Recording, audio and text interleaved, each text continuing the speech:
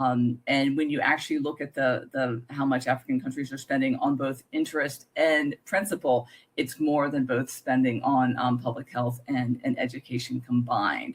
So basically, you're spending more to service your debt than you are investing in your youth and investing in your future.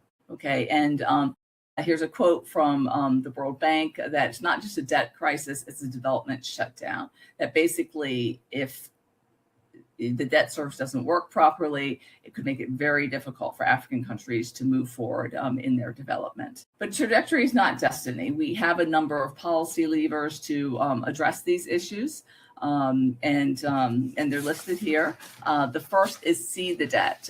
We have to make public debt visible.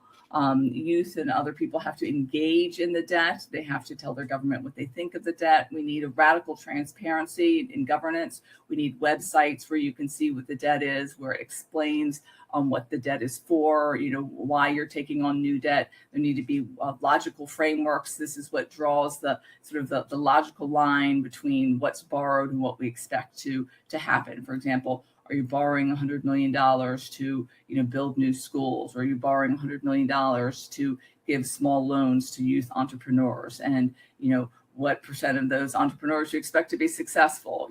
How much money they'll make, and does that result in a benefit more than the amount of money that you're borrowing? That type of information needs to be made public so that everybody can see it.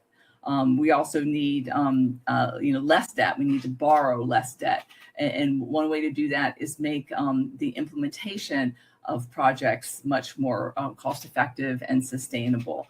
For example, it doesn't make sense anymore to give subsidies in fuel and electricity because this just incentivizes people to be wasteful, not to conserve electricity and energy. And it's not clear, what will be the benefit of people using all this extra electricity. So that type of efficiency has to be found. In addition, we have to, restructure a way a lot of things are done.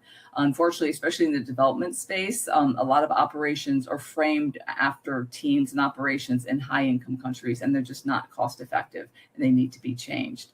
And also we need to shrink the debt that remains, mainly through debt swaps. Often what these are is they're longstanding policy issues that banks and high-income countries have wanted low-income countries to make, but those countries haven't made them yet. A prime example of this is civil service reform. For example, in many civil services in sub-Saharan Africa, it's very difficult to fire people who are not performing, people who don't show up. Often there are estimates that 30% or more of civil service are ghost workers, fake workers. Retirement ages are still in the 50s, even though life expectancies have expanded greatly, especially for civil servants and other high-income people.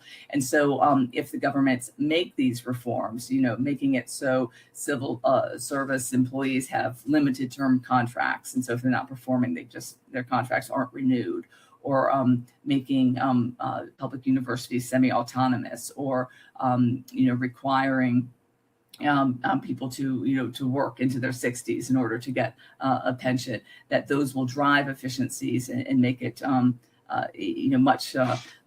much easier to pay the debt back. And by having the swap, that debt gets forgiven.